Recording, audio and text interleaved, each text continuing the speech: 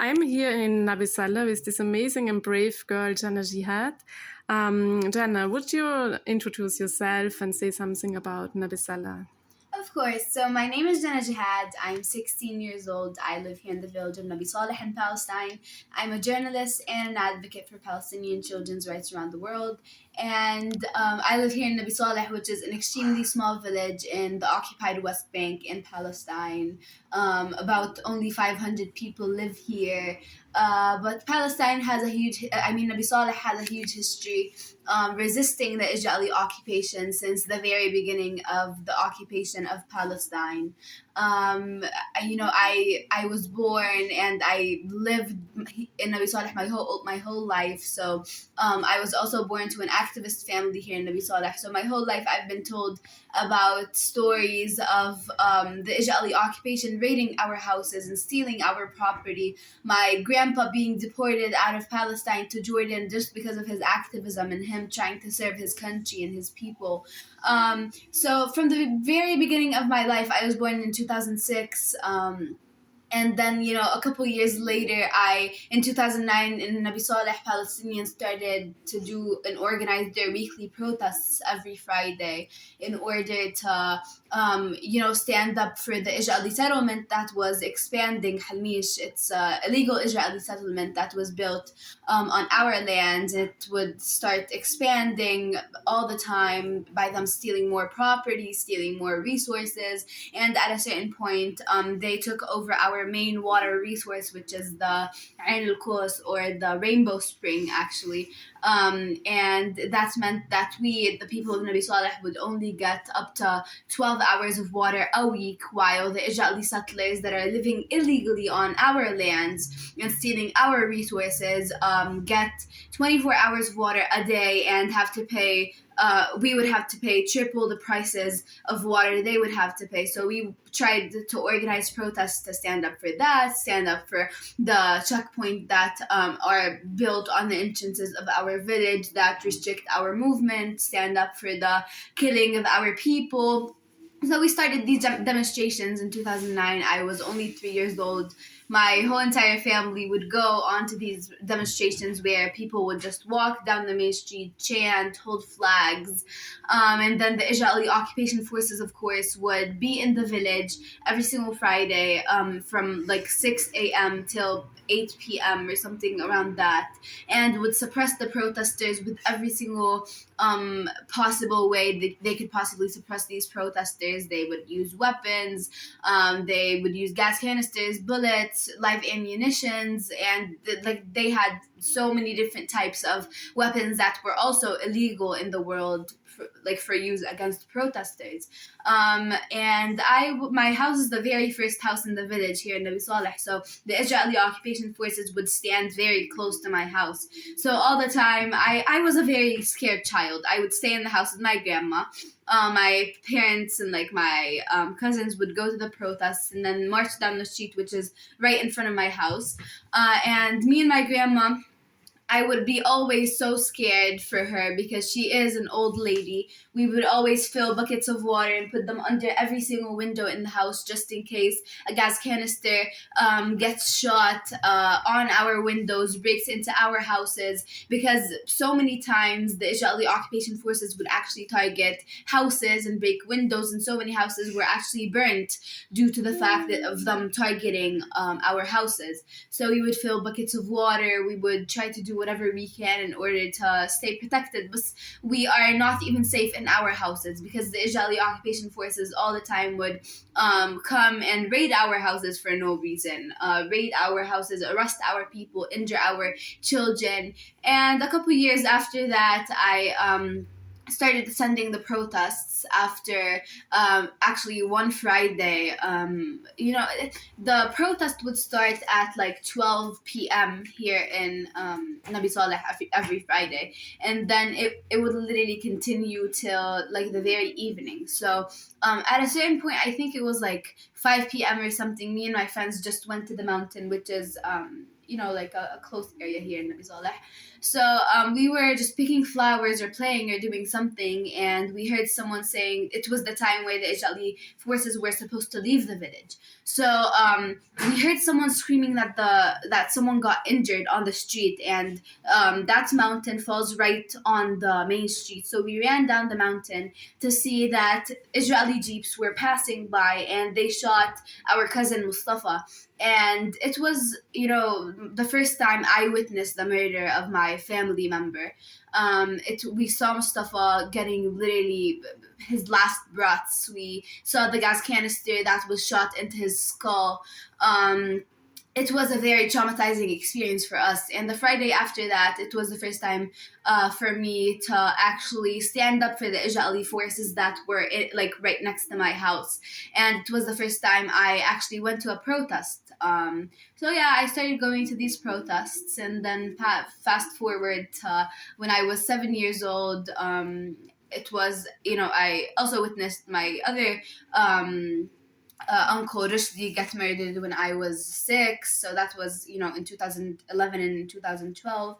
And then when I became 7, during one of the protests, I just held my mother's phone and started recording and reporting what was happening in front of me. And, a month later, my mom found like 4 reports on her phone and then posted them. And we actually realized how strong of a way to send a message, reporting actually is. So I started using reporting as my way to resist this occupation, and I would, start videotaping and live recording whenever the Israeli occupation forces would raid my house, my village, arrest my people. And till now, I'm trying to do my best in order to show the world the reality of this occupation, the crimes that are being committed by them every single day, because this system is an apartheid system that is built to benefit the settlers and ethnically cleanse the Palestinians. So showing the truth of this criminal system is an extremely crucial thing for us Palestinians in order for us to reach our liberation, for us to reach our goal, and literally just gaining our most fundamental rights. The right to feel safe in your house, the right to literally live, the right to go to your school safely without a checkpoint in my way, the right to not be scared all the time. So we are demanding our fundamental rights that are being violated by this occupation. And I'm still trying to do my best, in order to send the message of all the Palestinian children to the world and to show them the truth of our lives under this Israeli military occupation. Mm-hmm. Yeah, you do really, really good things, and you do the best. Thank you. Yeah, you started reporting when you were just 7 years old. It's so young. So I would like to ask you if you feel more protected because you are a journalist and you're carrying a press card. But yeah, like what happened 3 days ago, that Shireen got shot and killed. I already have the answer that I don't think that you're more protected, but how does it feel to be a journalist? And you can also say some words about what happened in Jenin. I mean, being a journalist is one of the simplest ways to resist, and it's an extremely effective way at the same time. But for us Palestinians, being a journalist does not mean that you're protected at all. Like, I am registered, I have a press card. It has not really protected me. It actually made me more, targeted by the Israeli occupation, because whenever they'd see me, recording, they try to take my camera, break my camera. You can see in several reports they're trying to do that. They're trying to surround me, put their hands on the camera. In a lot of the videos, you can see how they're trying to stop me from recording, because it is a way to actually, show the world their true colors and their true crimes. So no, it does not protect me. It actually makes me more of a target to them, a target that they aim to stop. And similarly, it's been what's going on since the beginning of the occupation. They've been trying to suppress the media. They've been trying to brainwash the media in a way. We can see how the Western media actually portrays the the Israeli occupation in Palestine, portrays this occupation as like something extremely different in an extremely wrong way. And we've seen how Palestinians lately have been trying to use social media and trying to use their phones and their cameras as a way of resistance, but at the same time they've been targeted a lot. And yes, as you said, we've seen how journalists get targeted a lot, like similarly in the past 2 days. 2 days ago, Shireen Abu Akleh, a Palestinian journalist, one of the most important journalists in Palestine that I've always looked up to, was literally murdered by Israeli snipers in Jenin's refugee camp while there were the Israeli occupation forces were raiding Palestinian territories, which is illegal in the first place. And Shireen Abu Akleh went there to report on what has been going on there, and then she was shot in the head while wearing her press hat and her press, she was wearing stuff that literally showed the Israeli occupation forces that this is a journalist, and they targeted her, and they were trying to actually kill her and assassinate her, and they succeeded in doing so. And even after they assassinated Shireen Abu Akleh, they denied her medical access by literally shooting live ammunitions at anyone who would try to go and help her.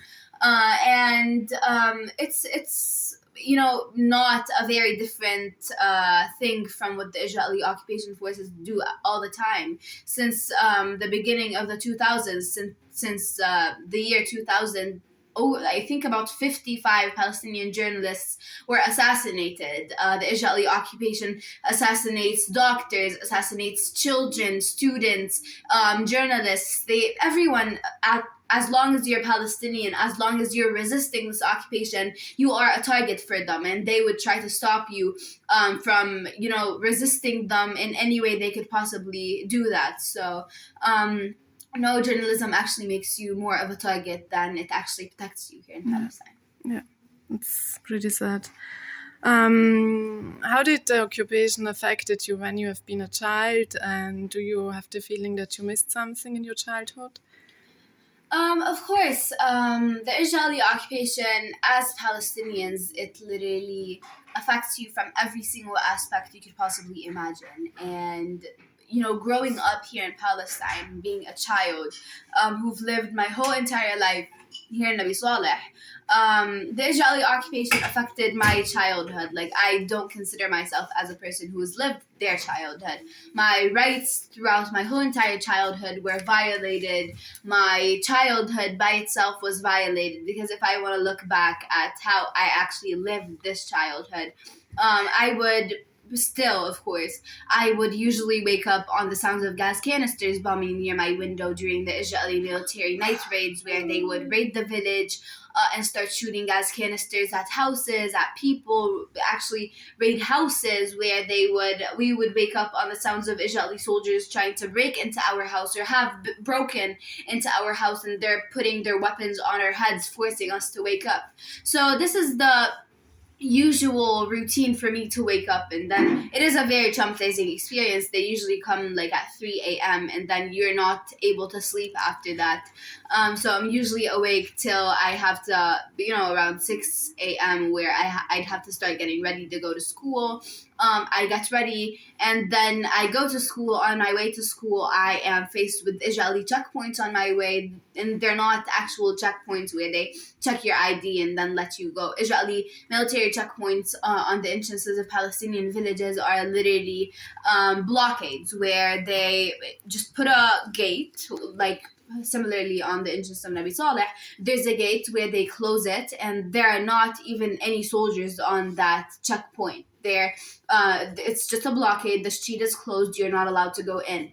And for me, my school is in Ramallah, so if instead of me reaching Ramallah in 30 minutes, I'd have to take a whole other route, and that's if there was not another blockade on that other route that could take me up to literally 3.5 hours to reach my school. So I'm usually late to my school. I miss a lot of my classes. My school is in it's in Al-Balua area in Ramallah, where it's close to the northern entrance of Ramallah. And that area is it's close to Israeli illegal settlement called Beit Ir, and it's an area where Palestinians protest a lot there, and Israeli occupation forces, of course, suppress the protesters with gas canisters, with live ammunitions. So I'm always hearing, bombings all around my school. We usually cannot open the windows because of the gas, the tear gas that's being shot all around my school. In a lot of other schools, like my cousins, they would tell me how the Israeli occupation forces would even raid their schools, arrest children from their classes in their schools. And it happens a lot. And, even our school lives are not normal. Getting back from my school to Nabi Saleh, it's also very similar, blockades, checkpoints. Coming back to Nabi Saleh, similarly as we have night raids, there are day raids by the Israeli occupation forces, raiding the village here, targeting children, targeting houses, murdering people, arresting people.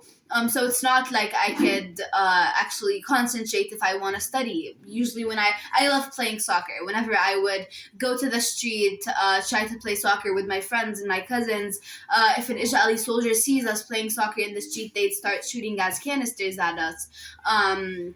And even, when we're trying to live our childhood, whenever we want to play, it's always that thing where there is an occupier, they suppress us, they affect even our games that we want to play. So even thinking back on whenever I would go play with my cousins, even the games we would play are actually influenced by the Israeli occupation. Like there's this game we used to play all the time called Jish or Arab, meaning the soldiers and the Arabs, Israeli soldiers against Arabs, where we would literally divide ourselves into two groups, and then the Israeli soldiers having weapons, they would start shooting at us, arrest us, we would be taken to interrogation centers, get beat up by the other group. And, during the interrogation, very similar to what these children have experienced, because the Israeli occupation does not classify us as normal children. We are classified as Palestinians who are treated differently. We're treated as inferior to them. So we do not fall, even under the Israeli law, we do not fall under the normal civil law. We fall under what is so-called the Israeli military law, which is extremely different. It states that if you're a Palestinian, does not say child, but if you're a Palestinian child, if you're 12 years old or over 12, you can get interrogated, treated like a criminal, arrested for simply defending your land, defending your house, defending your people. And so many children have got arrested at 12, over 12, or even under 12. So that military illegal law is also broken by them. My cousin Samir got arrested at 11. So many other children got arrested at under that. So even in these games, they portray what they've been through. With the interrogator asks them how they put them in solitary confinement for days or even weeks, how they're not even allowed to get visitors from their family members, their parents. They're not allowed to call their parents.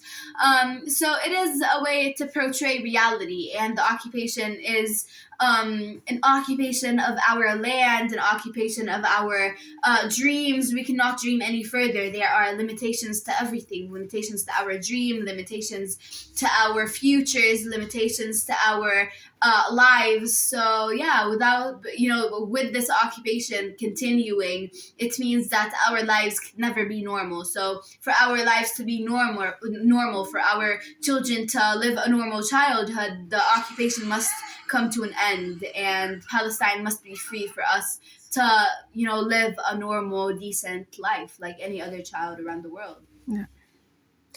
Do you see any solutions for the conflict, for the occupation? Of course. I mean, every single occupation, every single oppression and apartheid in this world have come to an end. So similarly, the Israeli occupation must come to an end one day, and hopefully very soon. So the only solution if you want to go to like the cliche, whatever the Western world talks about, two-state solution and stuff, it's if we want to talk about the two-state solution, for example, this is literally impossible for both sides. For example, the oppressor side, the Israeli occupation side, what are the borders of Israel. There are no borders of Israel. The West Bank, over 62% of the West Bank is literally Israeli illegal settlements. The West Bank is literally away from like the formal classifications. It's fully controlled by the Israeli occupation. Gaza is under siege. Historical Palestine is literally all occupied. So there are no borders of Israel. The two-state solution is impossible. I mean, even for us Palestinians, we would never let go of our lands and our homes and our property in all over historical Palestine. So the two-state solution is impossible. It's only the solution for this whole entire issue is the end of the Israeli occupation. The Palestinians getting their rights back, their right of return for all the 8 million Palestinian refugees who were forcefully displaced out of their houses during the Nakba, and are still being displaced, all the time and forcibly kicked out of their houses and their properties to become refugees and homeless people. That we have over 8 million Palestinian refugees all over the world. They have the right to come back to their land. So this must happen. Our right to self-determination, our right to be able to choose stuff for ourselves. We as Palestinians have no authority in our land. We must have authority in our land. So the only solution is the end of this Israeli occupation, the return of the refugees, and the liberation of Palestine, of all historical Palestine. I want to be able, as a person living in Nabi Saleh, holding the West Bank ID, the green ID, I am not able to go through the apartheid wall. I'm not allowed to go to Jerusalem, nor am I allowed to go to the occupied 48 areas, which is Haifa, Yafa, all these areas, because unless I get a permit by the Israeli occupation, and this permit, like this whole process is an extremely tough process, and for us activists, we're literally not even allowed to get the permit. So I, as a Palestinian child, living in Nabi Saleh is literally less than 30 minutes away from Jaffa. And I could see the Mediterranean Sea in Jaffa from the rooftop of my house during sunrise and sunset, because when the weather is clear, I can see that. But I've never went to the Mediterranean Sea in Palestine because I am a Palestinian holding the Palestinian ID, the West Bank ID, and I am treated as an inferior, and I have no right to go to my land in Jaffa. I want to be able to do that. The solution is for me to be able to do that. The solution is for the children to gain every single right that they deserve as children living in this world. So this is the only solution, and the only solution is to put an end to this apartheid settler colonial system that's literally treating us that way and violating our rights and ethnically cleansing us, and to hold every single person who is accountable for these stuff, hold them accountable, and hold this occupier accountable for their crimes that are being committed all the time. So yeah, this is what I think the solution should be.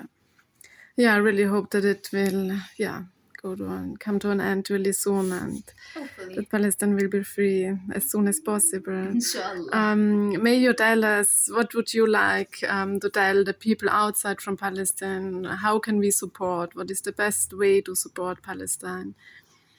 I mean, for people around the world, I guess you guys know what your abilities are and what you can do in your areas, what your communities, for example, lack in awareness on these issues. So I guess one of the most important stuff to do is to actually raise awareness on what is going on here in Palestine and resist this occupation in any way you could possibly resist. You could resist by drawing, painting. You could resist by organizing protests. You could resist by posting stuff on social media. You could resist by so many different ways. So resistance is, of course, the first and foremost way of actually supporting the Palestinian cause.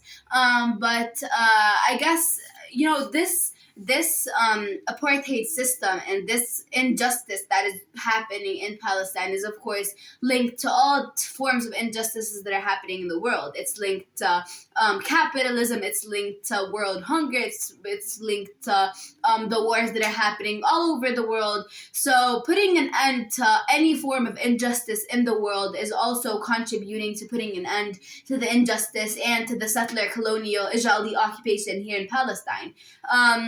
So resist any form of injustice in the world, injustices against minorities, injustices against majorities. Of course, that would help the Palestinian cause a lot. And, combining struggles, because all of our struggles are interconnected, and we must all fight all forms of injustices together. So doing that, of course, raising awareness, speaking up, boycotting Israeli products. There are so many forms of resistance, and I believe that you guys are the most, people that could think of what you guys can help your communities do and what your communities lack. So do whatever you can, and these are, some very easy stuff to do. Posting a post on social media is, a very small thing to do, but it has a huge influence on the people around you, and it has a huge influence on your community. Maybe come to Palestine, see everything for yourself. Come to Nabi Saleh, and go back to your country and tell the people what you personally saw, what you witnessed. And hopefully we can together all unite, because we are the generation of change. Hopefully we are the generation that's going to put an end to this occupation. We are the generation that's going to let these children, the next generation, live a normal life. Like, for example, Tulay, my cousin, she's 4 years old, and I don't want her to live the life I've had at 4 years old. I don't want her to see Mustafa getting killed like I saw Mustafa getting killed. I want her to live a normal life. So I guess we are the generation of change. I believe that we are the generation of change. We must all unite in order to make this world a world of peace, a world of love, a world of equality and justice, in order to liberate Palestine, to give the Palestinian refugees the right to return, the Palestinian people the right to self-determination, and the right to literally live, just the very most fundamental right to live a life. And hopefully we can be able to achieve that together and change the world into a better place. Yeah. Thank you so much, Janna. I really appreciate it. Thank you very, very much. And good luck for your life and for your future. Thank you so much.